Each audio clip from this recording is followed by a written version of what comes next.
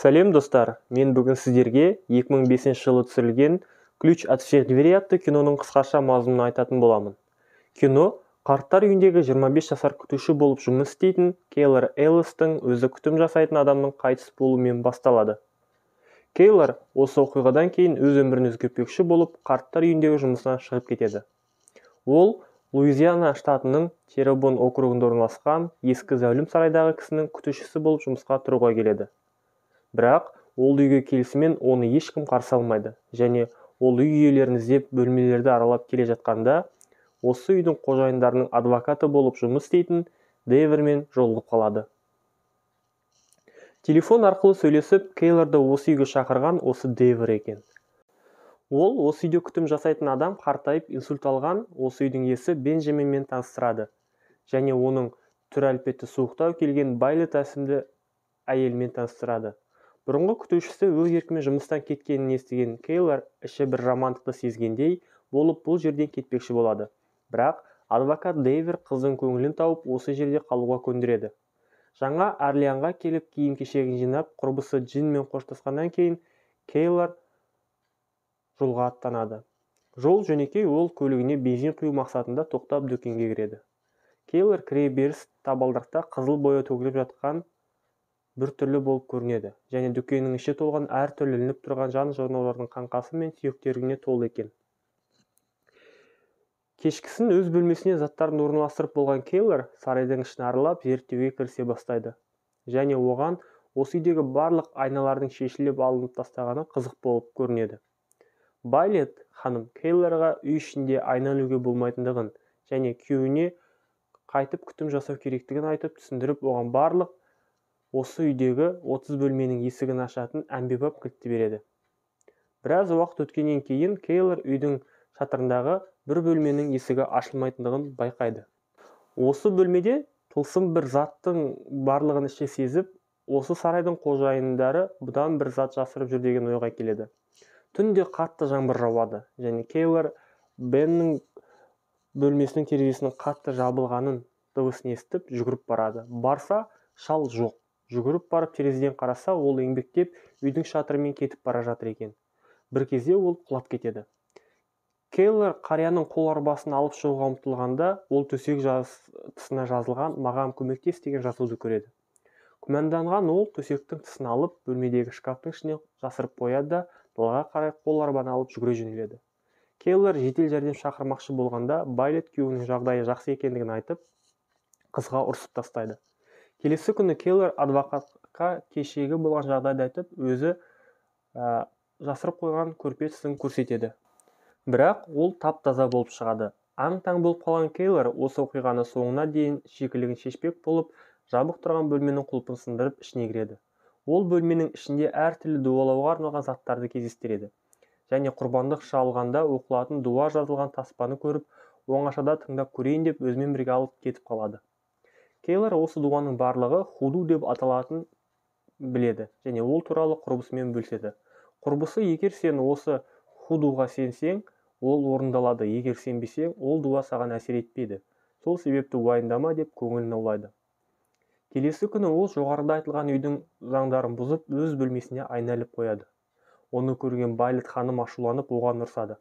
Бірақ соңында ашу басылып, оған осы үй жайлы барлық шындықты айтады.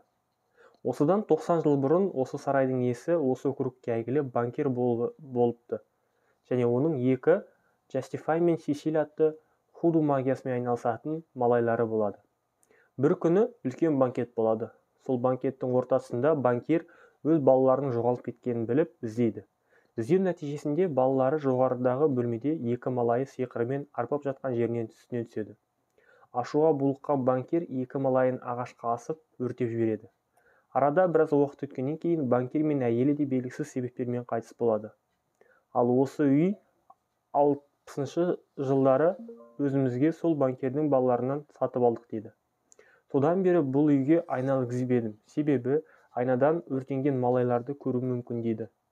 Не де болса шыдаймын деп Кейлор осы үйдегі жұмысты жалғастыра береді.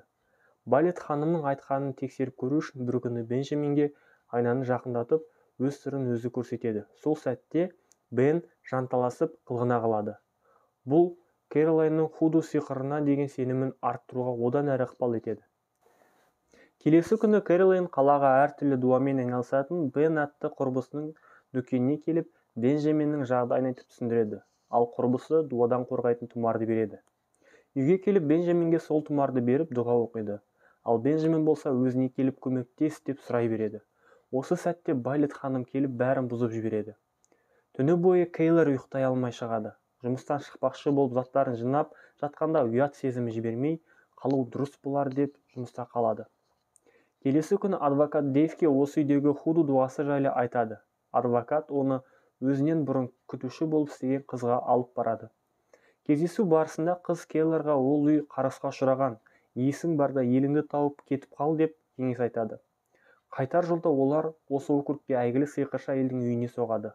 Ол әйел худу сиқыры рас екенін және Джестифай мен Сесиль екеуі ол сиқырды жақсы меңгергенін айтады. Бұл сиқырдан қорғану үшін табалдырыққа қызыл бояу шашу керек дейді. Себебі ол сиқырға қатысы бар адам сенің қасыңа жолай алмайды дейді. Кейлер үйге келіп, бөлмесінің табалдырығына қызыл бояу төгеді. Біраз уақыт өткеннен кейін Байлет ханым бөлме табалдырығынан кіре алмай тұрғандығын көріп, ол өз күйеуін дұғалаған деген ойға келеді. Кешкі ас кезінде Байлет ханымның тамағына есірткі қосып береді. Есірткі әсер еткенде Бенджаминді машинаға отырғызып үй аумағынан қашып шықпақшы болады. Бірақ осы сәтте Байлет ханым есін жинап дұға оқып үлгереді. Сол себептен Кейлер үй аумағынан шыға алмай қалады. Ол Бенджаминді үйшікке жасырып, өзі көмек сұрау үшін адвокат Дэйвтің үйіне кетеді. Үйге келісімен бәрін түсіндіріп айтып жатқанда адвокатқа біреу телефон шалады. Ол басқа бөлмеге сөйлесуге кеткенде Кейлер үстел суырмасынан сиқырға қажет құралдар мен өзінің суретін байқайды. Осы сәтте Дэйв қызы қылқындырып, есінен талғызып Байлет ханымға алып келеді. Бенджаминді қайда жасырғанын біліп, Байлет сонда кетеді. Осы сәтті пайдаланған Кейлер жоғары қабатқа қаша жөнеледі. Телефон арқылы құрбысын көмектесуін сұрап қоңырау шалады, бірақ соңына дейін айтып үлгере алмай қалады. Себебі адвокат телефон сымын кесіп тастайды. Кейлер өзін қорғау мақсатында қызыл бояуды табалдырыққа шашып, адвокаттың кіруіне кедергі жасайды. Осы сәтте Байлет ханым арт жағынан келіп, қызыл бояуды төгіп тастайды.